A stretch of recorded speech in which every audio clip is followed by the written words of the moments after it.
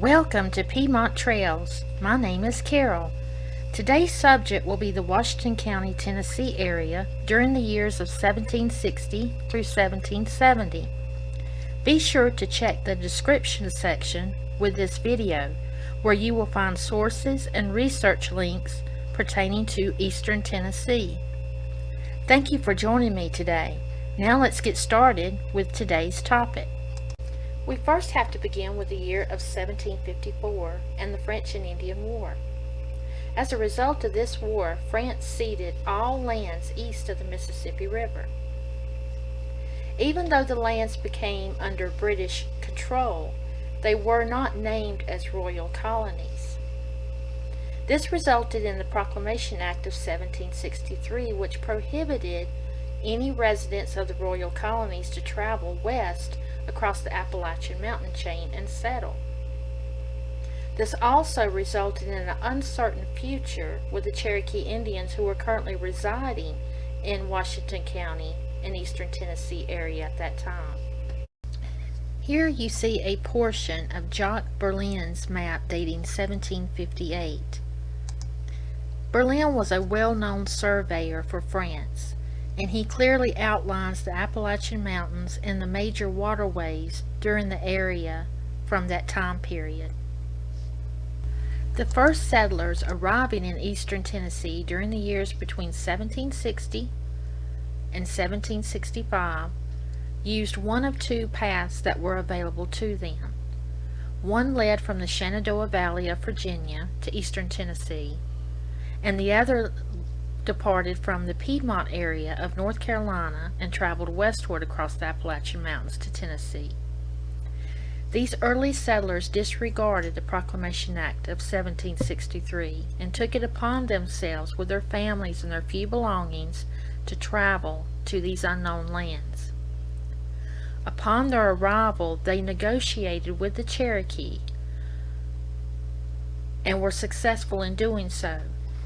During this time period, it was illegal for any individual to purchase lands from the American Indians. However, these early settlers of Washington County, Tennessee, negotiated individual treaties and leased the property from the Cherokee. The most prevalent settlers traveling from Virginia were known as Jacob Brown, John Sevier, and David Dedrick.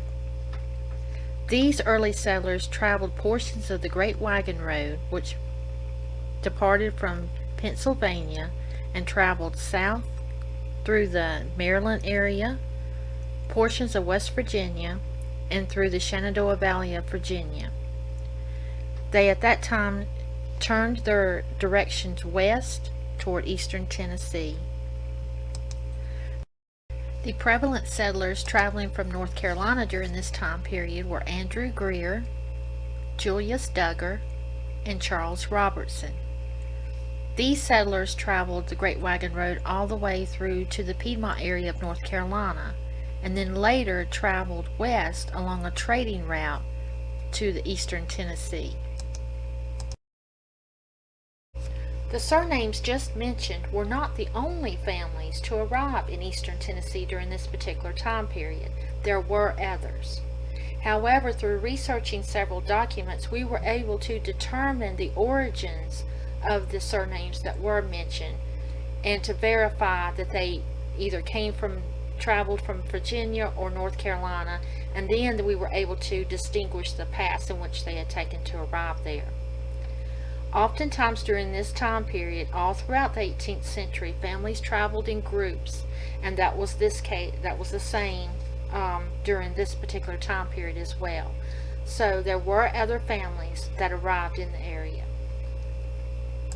The early settlers were successful in obtaining and leasing property, and they were able to build their homes and establish farms and create small communities.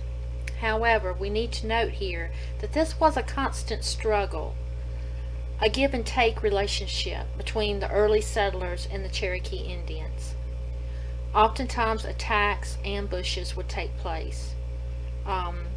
Early settlers would have to take refuge inside of close nearby forts and other areas. So I wanted to stress here that this was a give and take relationship during this particular time, and both sides prospered from it and both sides lost from it greatly.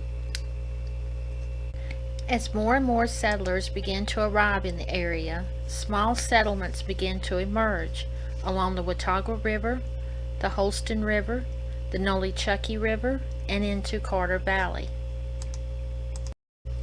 These first families did not bring enough food or supplies to last them for any length of time. Therefore, upon their arrival in eastern Tennessee, their first priority was hunting, gathering fruits and vegetables, and establishing a shelter. As the shelters went up and the more and more settlers arrived, then the small communities began to take shape. The relationships with the Cherokee were being established through various techniques that were being used through the leaders of the communities. For the most part, the surnames that I mentioned earlier, these men were known as leaders of their communities, and they helped to establish the Watauga Association during the year of 1772. I will have a separate segment on the years between 1770 and 1790 coming soon. I have a few notes of surnames that arrived in the area during this particular time of 1760 and 1770. I'll begin with Hezekiah Block, born in Maryland, attended the college in New Jersey, which is now known as Princeton, between the years of 1758 and 1762. After graduating, he migrated to North Carolina and was licensed for ministry in 1768. He began traveling to the eastern Tennessee area during the year of 1768 as a traveling minister. Eventually, he brought his family to eastern Tennessee and actually settled there. Russell Bean, 1769 to 1826. He was the youngest son of William and Lydia Russell Bean. He is known as the first white child born in eastern Tennessee area, specifically Washington County. William Bean, 1721 through 1782.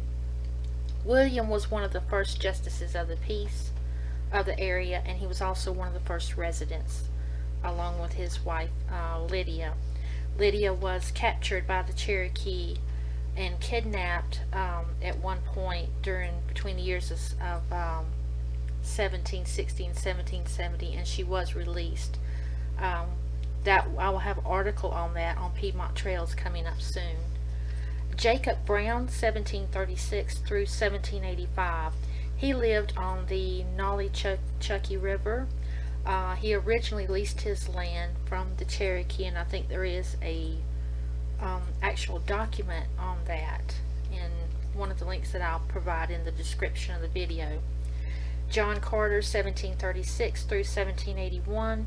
He arrived in Tennessee during the year of 1770.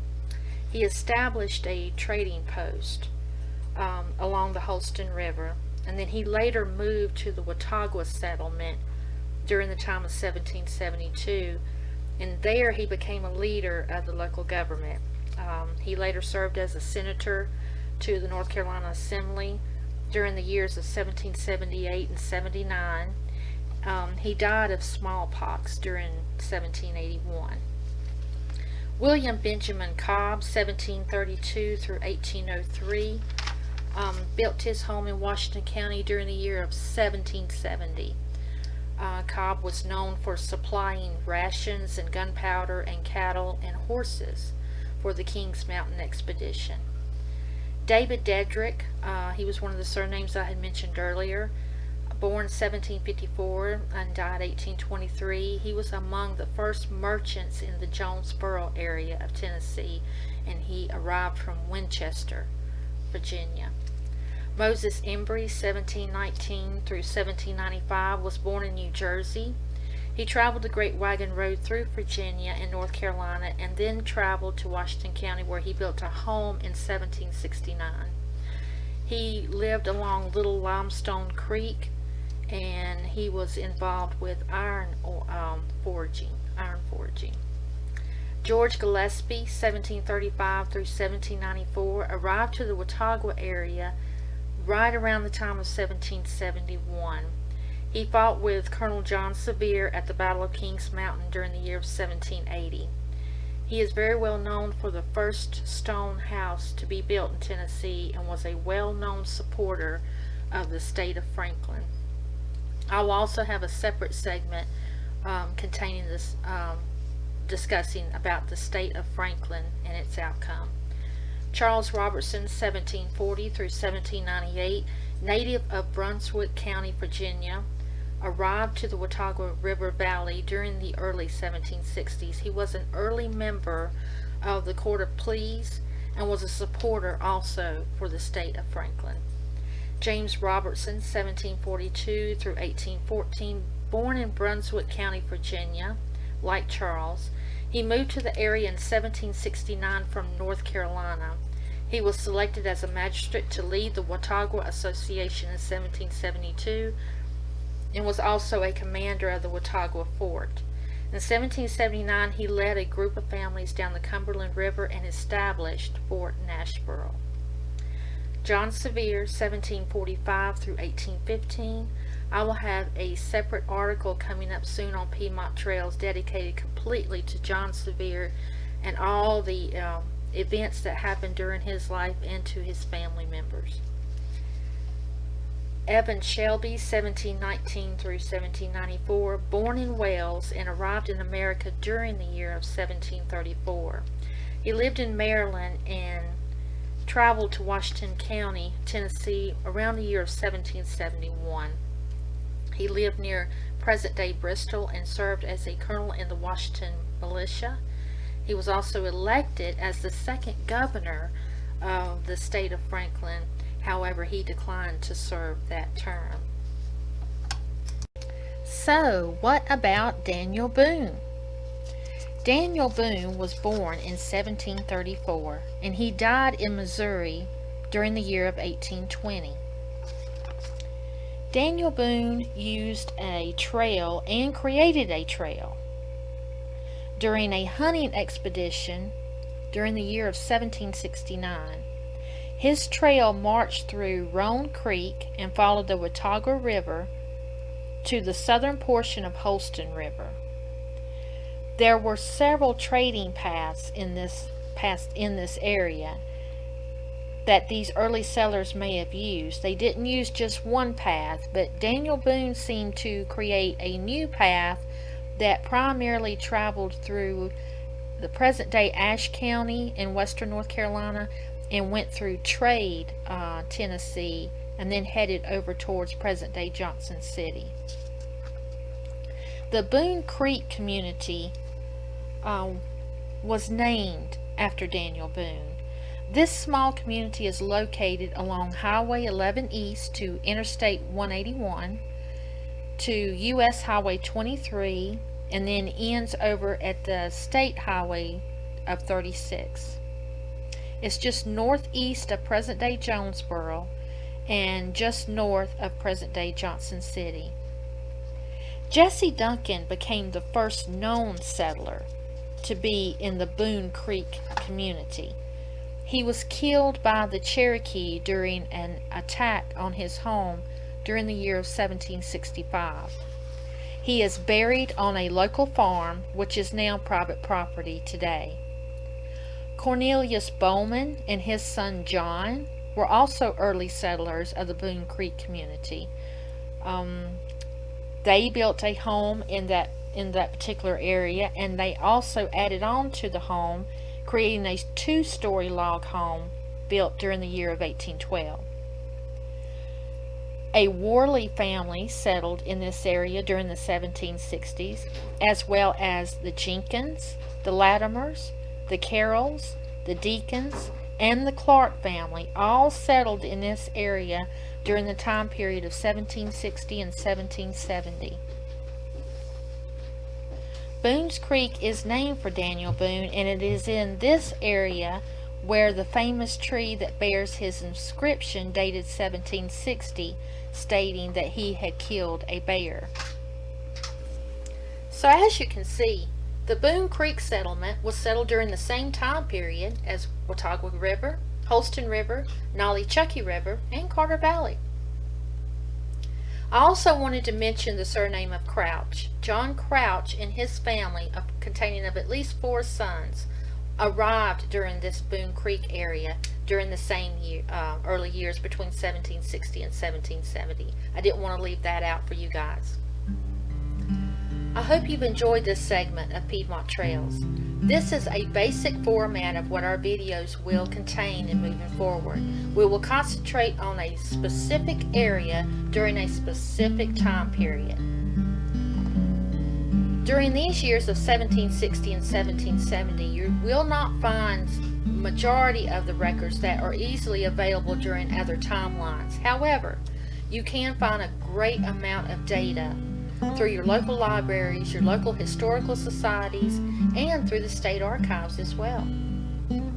I have included several research links and reference materials for you to glance through, and I hope that you discover new facts and amazing data about your family tree.